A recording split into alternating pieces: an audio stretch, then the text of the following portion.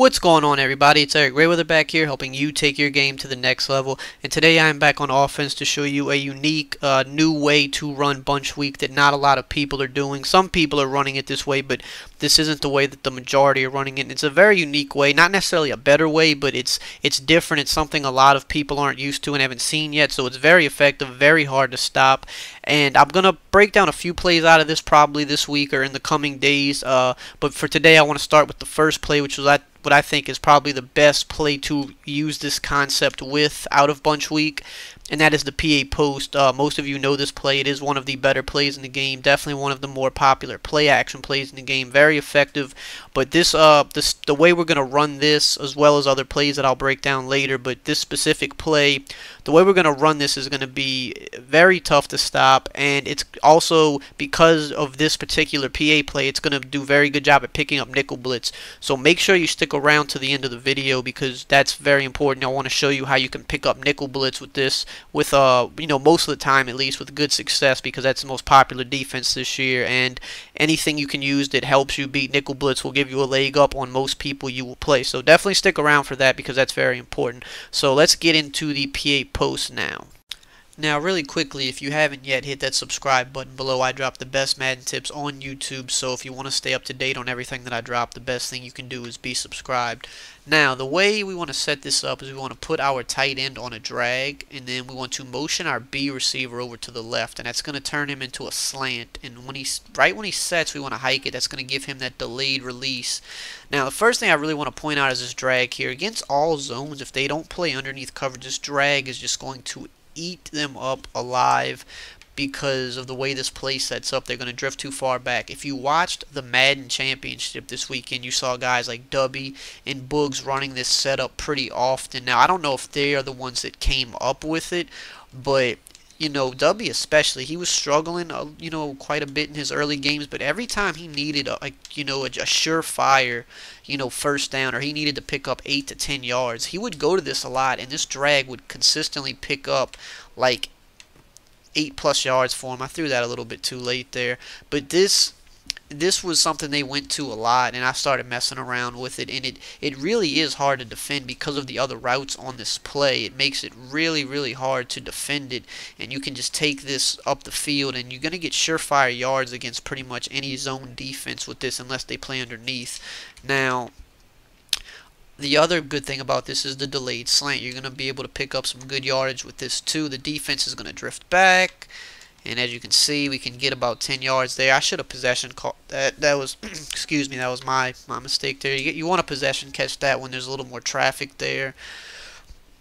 But I was trying to rack catch it and see if I can beat him to the outside. But it's definitely better just you throw it, you get your possession catch, get down. You're going to get 9.5, at least 9.5 quick yards there. So you can't be mad about that. And they can't use or defend both of these routes, the drag and the slant, because they're going to different sides of the field. Now, also, you're going to have the post as well. You pass lead that inside, bullet pass lead it. Make sure to hold possession catch. That is obviously very crucial. If you hold possession catch, you'll come down with the ball.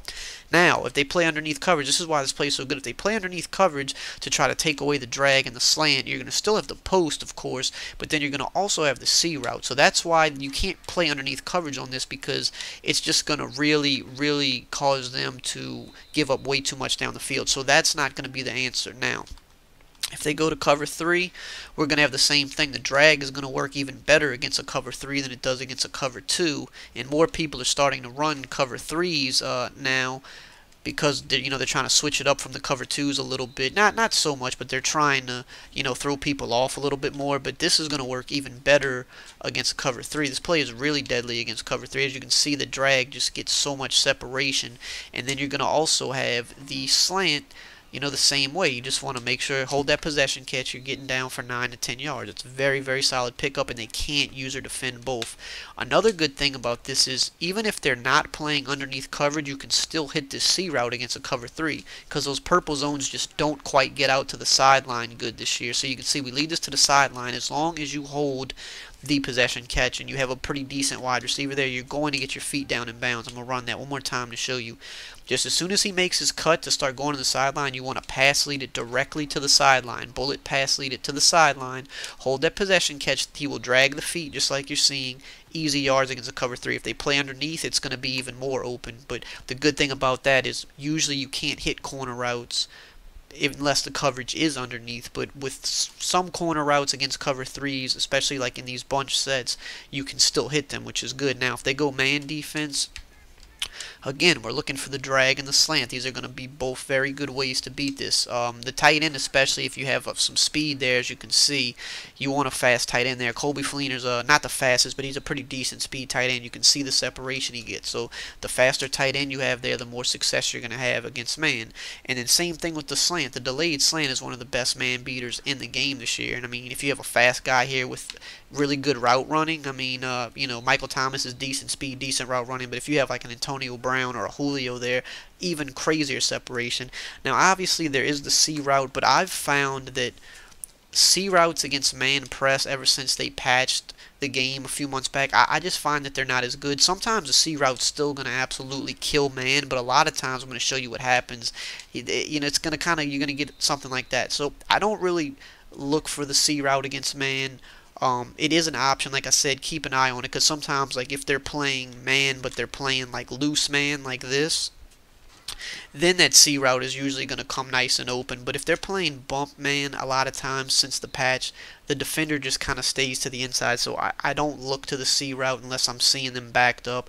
I still want to always look for that drag and for that slant first, because it's very, very, very effective out of this formation. Now, I want to show you a couple more things that we want to mix in. I'm going to get to how it beats Nickel Blitz in a second too.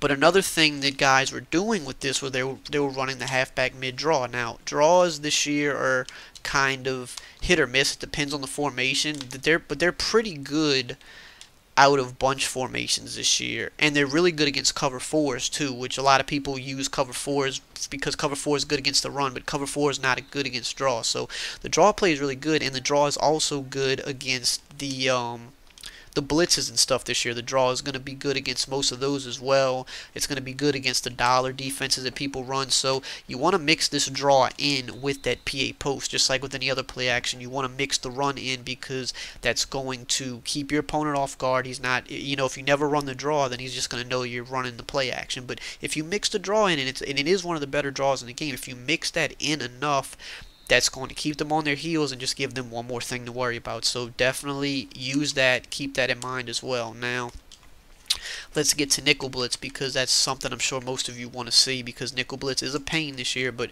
there are ways to beat it. Play action is one of the better ways. Not all play actions work though, but this is one of them that's going to be really good. So, you know, they set it up like this. I'm not even going to drop any extra guys in coverage, so I'm going to keep everybody blitzing, but this is going to typically do a pretty good job at picking it up. It's not going to happen every single time, but as you can see, just look at what happens. And again, this is what guys like Dubby and Boogs were doing often, because you're seeing Nickel Blitz so often. They would go to this play, and most of the time it's going to pick up that Nickel Blitz with ease, and then, I mean, at that point you can just dot up the field. You have the drag that's going to be wide open. You have the slant. Again, they can't use or both of them. You know, you have the post over the middle. I mean, it is just open season if you can block Nickel Blitz. So that's something you want to keep in mind out of this. Is it's going to do a very good job of blocking Nickel Blitz. So this is why this is the best play to do this with. Now, you can also mix it up too, just show, you know, other little variations you can do. You know, for this scheme, that's how I want to show it to you guys, because that's one of the new things going on right now that's really effective. But, you know, you can still run it, you know, the older typical way, which is, you know, you can put your guy on a drag, you can put the receiver on a slant, and you can motion them out this way to get the delayed release. That's another thing. This is the one you've probably seen more of, and it just gives you give them a different look, a different way to run it. So you should still mix this variation in as well. I mean, there's no reason not to.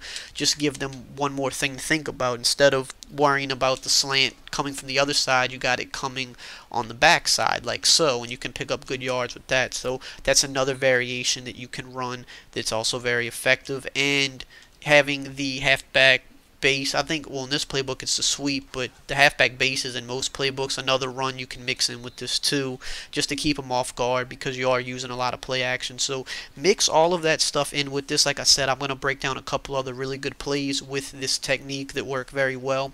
So you definitely want to keep all of this in your arsenal. It's going to make it extremely hard for your opponent to stop you when using this, and it's definitely going to help you put more points on the board. It's going to help you become a better player on offense, and it's going to really be something that you can probably carry over into Madden 18 too, which is something to think about because gun bunch is pretty much good every year. So if you haven't been big on gun bunch this year for whatever reason, start practicing this now because you can more than likely be able to carry this over next year because gun bunch usually translates very well, transitions well every year and is popular. So if you enjoyed this video, just drop a like, comment, subscribe, and I will see you guys next time.